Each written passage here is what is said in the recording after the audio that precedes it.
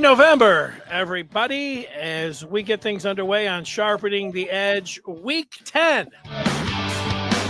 That's Lucas Reimink on the screen. I'm Dennis Fithian. We are here to handicap some games for the weekend. We always pick Michigan, Michigan State, and the Lions, and then each of us bring to the table three best bets. Lucas, how are you? How you doing? Doing well. Got some positive vibes going. Unfortunately, last week I was only 1-4, so trying to get back on the horse, get back on the positive side here. This week, brings me to the season now 25-24 on the season, so still just above that 500 mark, but hopefully separate from that a little bit as we move forward here.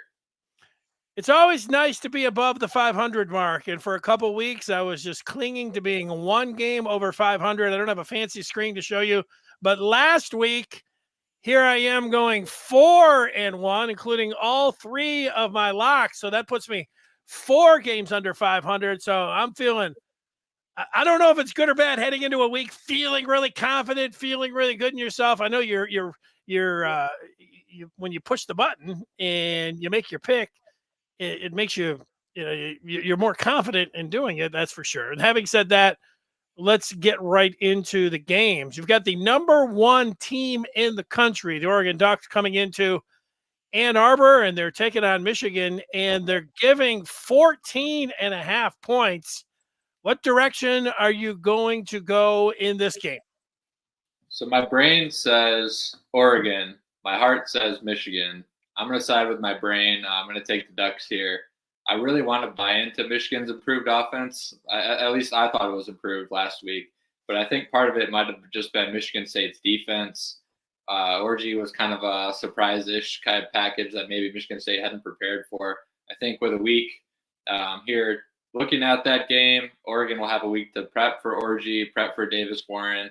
I'm not expecting a huge offensive performance from the Wolverines in this one. Oregon on the other side, they're loaded. They have a really good line of scrimmage. They can match Michigan's strength on defense, which is their defensive line. Oregon has one of the better offensive lines in the country. Now that they've kind of got it sorted, they had some early season injuries that they've got everyone back healthy, and they're playing a lot better as a whole. Michigan's secondary is kind of the weakness of the defense, in my opinion. Oregon, they have two of the, maybe one of the best wide receiver tandems in the country, and Tez Johnson and Evan Stewart. They have an experienced quarterback. Dylan Gabriel's been around a long time to be able to give those guys the ball on time. I think with the experience at quarterback, the really good wide receivers, the balanced offense that they're going to bring to Ann Arbor, I got the Ducks covering. I have this projected 28-13. So not covering by a lot, but I have them barely covering there, so I'll take the Ducks. Well, the name of the game is just being able to do it by 1 point. So it doesn't matter how close it is. I get where you're coming from. Oregon is just a really explosive offense. And Michigan, I don't think they can match them with the firepower. Michigan, I don't know if they've played a full 60 minutes on either offense or defense, so they're going to have to do that if they want to have a chance in this game. It's tough to say, okay, yeah, well, now's the time that they're going to be able to put it all together on both sides of the ball. I watched Oregon last week, and Gabriel had 11 seconds back there, pocket, looking around, and Tez Johnson looks like he's going to be a first-round pick. I mean, that guy is dynamic. Their tight ends are good, and their defense isn't half bad. I have a hard time seeing Michigan win this game. Stranger things have happened. We saw Notre Dame lose. We saw Vanderbilt, who was taking on a number 1 Alabama team and giving up or getting 18.5, and they won that game outright. But I'm not picking Michigan to win the game outright. I am taking the 14.5. I like Oregon 31-20. So I've got the Wolverines covering, and I'm taking all of those points.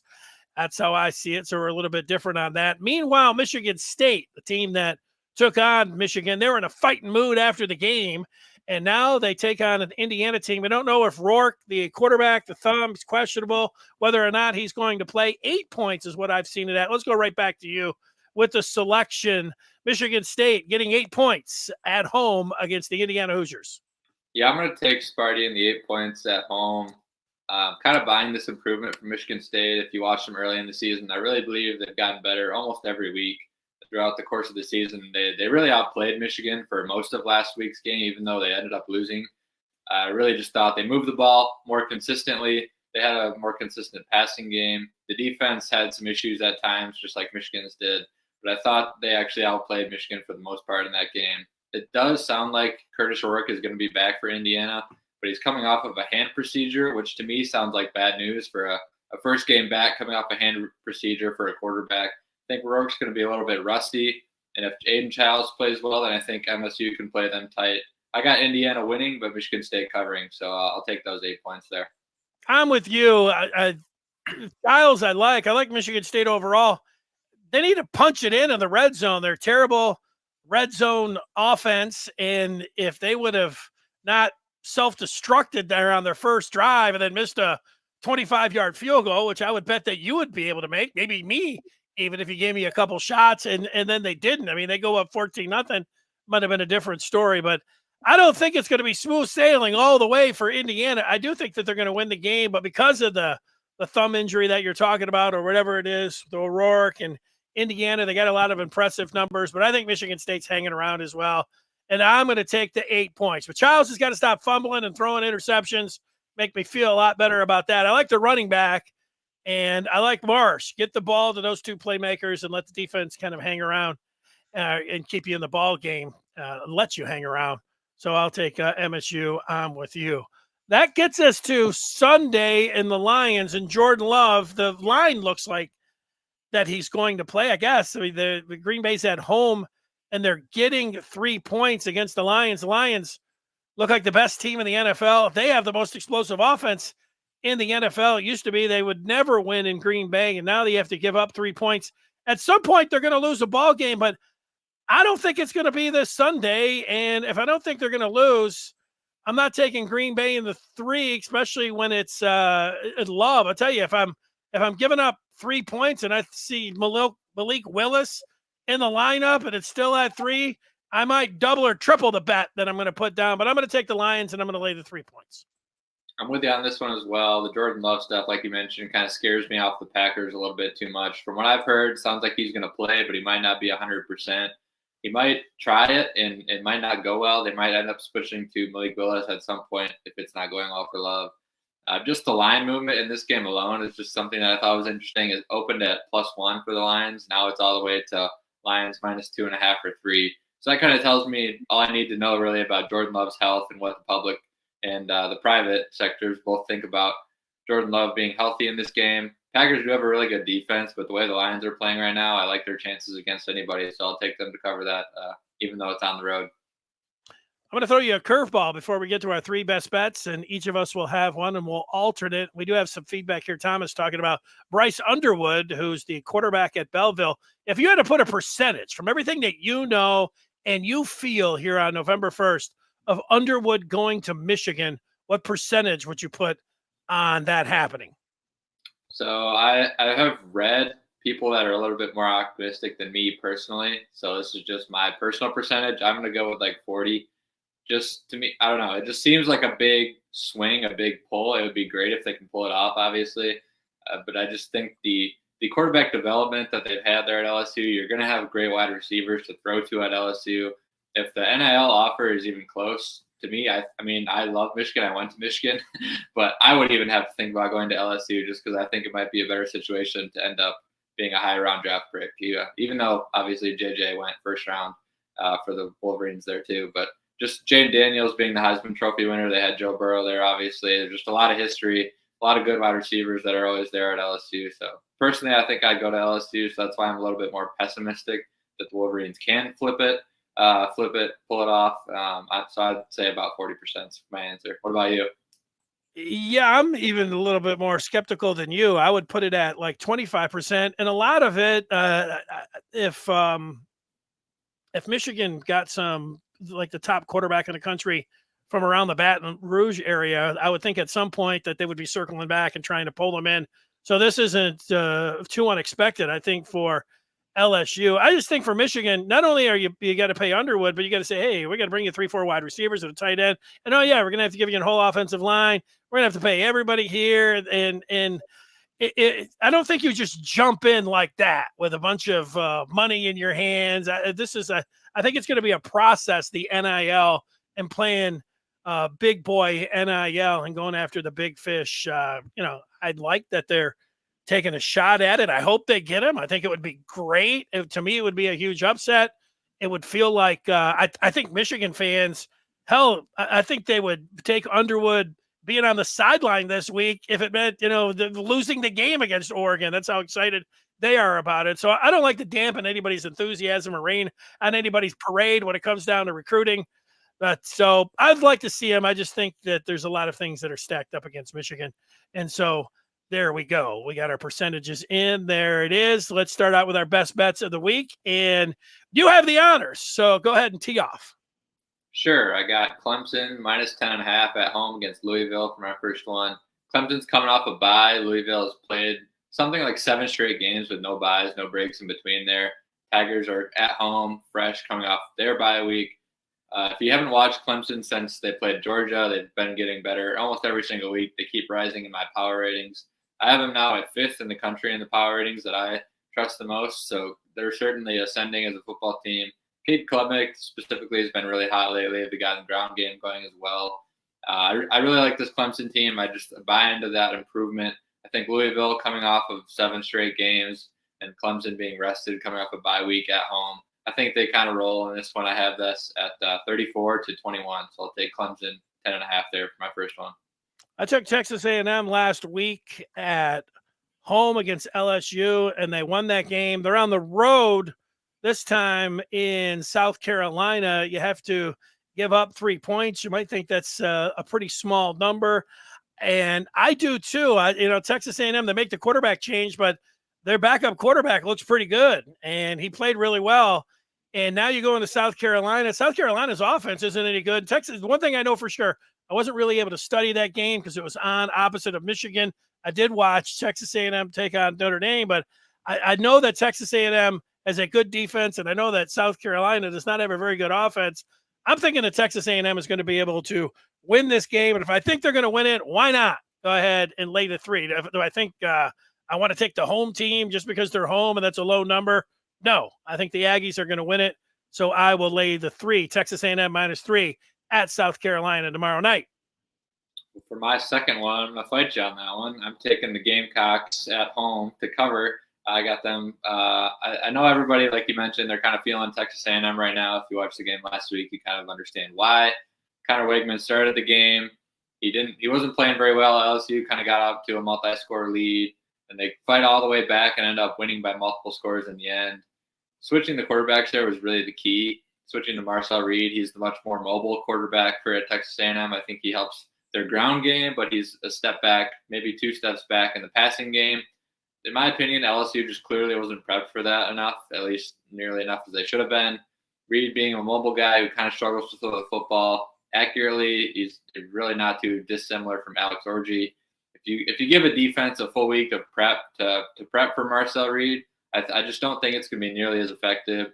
South Carolina actually has one of the best defensive lines in the SEC. So if you have one of the best defensive lines in the SEC going up against like the strength of what I think the Aggie offense is in that ground game with Marcel Reed, Le'Veon Moss, I just think they're going to be able to contain that and keep this one close. Their quarterback, Lenore Sellers, he's been banged up for parts of the year. He's a mobile guy as well. It's really impacted him because I think he had like an ankle sprain that for like 3 or 4 weeks he really couldn't run, couldn't move. But they just had their bye week. So coming off the bye week, I think he's going to be healthier than he was previously. I'm just buying into the rest, relaxation, a bye week, improving for a guy who's kind of struggled to throw the football a little bit at home in a bad spot, in my opinion, here for the Aggies. I think the Aggies win, but I'm not like totally convinced. So if I think it's really going to be really close, tooth and nail game either way, I'll take that Gamecocks +3 or 3.5 at home. Yeah, all right. We will fight on that one. I do like the under. It's an extremely low number, but all of that, listening to you talk about that, makes me even convinced more that the under is a nice bet in that game. All right, I'll give you my best bet, number 2, and I'm going to the game at high noon in Happy Valley, Penn State and Ohio State. I'm taking Ohio State. I'm going to lay the 3 points here. I know Ohio State's having some troubles with their offensive line, and Nebraska was able to push them around a little bit, but I'm looking at the quarterback situation with Penn State. I don't feel really good about that. And I've also watched these two coaches like everyone else has, And James Franklin and Ryan Day, they remind me a lot of each other in that they like to just go out there and play a real conservative game. And they like to let their talent try to take over and not try to do anything fancy. And that's backfired on Penn State almost always against any top 25 opponent, and certainly against Ohio State. Ohio State just finds a way, and then they end up winning it. And I think they're going to do it as well. I like Howard. He was their quarterback, Will Howard. He's ticked off that Penn State didn't recruit him. I always like that kind of angle when he's going in there. And I think Ohio State's defense can handle anything that Penn State brings to the table, especially the good running game. So I'll lay the 3. I like Ohio State by 7 in this one, 17-10. Yeah, sticking with that game for my third play here, I'm taking the under 47.5. Ohio State, Penn State, like you're talking about, 2 really good defenses in this one. I have a lot to say, so just bear with me a minute. I'll start with Ohio State here. Their offensive line has really struggled lately. They lost by far their best lineman and left tackle towards the end of that Oregon game. And they just had another injury on the offensive line last week against Nebraska, so they're kind of shuffling guys around. Their All-American guard, Donovan Jackson, was playing left tackle by the end of the game, and they moved in Luke Montgomery, who's a redshirt freshman, to play left guard. It didn't look overly great. Obviously, if you saw any of that Nebraska game, Ohio State's offense but they're really struggling to move the ball, particularly down the ground. And Nebraska, obviously, they do have a really good defense, but it's still Ohio State. You're still at home. You should be able to move the football better than they were able to in that game. And to me, that problem starts with the offensive line. You look at Penn State, what are they really good at? The defensive line. They can stop the run. They can rush the passer. I'm expecting Will Howard's legs to be a big part of Ohio State's success in this game. I think being able to avoid the pressure, avoid those sacks, maybe buy some time, to extend some time for those wide receivers to get open downfield. Obviously, they have a great receiver room there. So it's kind of like how long can Penn State's DBs cover those wide receivers? And I'm just not super confident either way how that's going to go. I like Ohio State's wide receivers, but I think Penn State's got good DBs. They'll be able to get after the passer as well. So that's kind of why I like the under here as my play. Penn State there on the offensive side. Drew Aller obviously got hurt last week, if you watched any of that. Bo Pribula came in. They're at Wisconsin. He came in. He's much more of a mobile guy. And honestly, he kind of fits what Andy Kotelnicki wants to do on offense a little bit better. If you watched any of what he did at Kansas a year ago, Jalen Daniels was really dynamic, mobile threat quarterback, and he ran the quarterback quite a bit there. I think he likes that, likes having that in his offense. But it sounds like Aller's going to be able to going to be healthy, going to be able to go. Kind of a similar situation like I talked about in a couple other games. It sounds like he'll go, might not be 100%. So, and he's going to have Ohio State's front seven bearing down on him. So I don't really like that matchup for Penn State's offense either. Ohio State's defense, they're just super aggressive. They're very in your face. They challenge you to beat them one-on-one in man coverage down the field. And you could see Oregon, obviously, what they're able to do against it. But Oregon's wide receivers are just way better than Penn State's. Just don't think Penn State has the weapons to be able to stress Ohio State's defense. So anyways, that's a lot of words to say why I like the under here. But I've thought about this one all week. I have this projected more 20-17 type of ball game with Ohio State winning a close one. So I'll take that under 47.5 there for sure. I think it's great analysis. I've been watching the college football shows. Of course, they're going to talk about this one, number 3 versus number 4. What I've noticed is the commentators really struggle with saying Bo Pribula. They always screw it up. So for them, I hope that it's Aller. I agree with you. I am going to take the under as well in that game for all the reasons you stated, and I already gave my final score of 17-10. So I think it's going way under. I also like Ohio State -3 in the other game. I'm taking Texas A&M. When it comes to Lucas, you just heard him give the reasons that he likes the under with OSU, PSU. He also likes South Carolina plus the 2.5, and then Clemson taking down Louisville by more than 10.5. It all looks like a bunch of winners except that South Carolina game. I guess we'll find out about that one. Good luck to you, Lucas, and we'll see you next week. Absolutely. It always adds a little bit more excitement when we have some differing opinions. So I like it. Well, I like it as long as I win. So I'm looking to stay above 500. That's the big key. All right. We'll talk to you next week. There he is.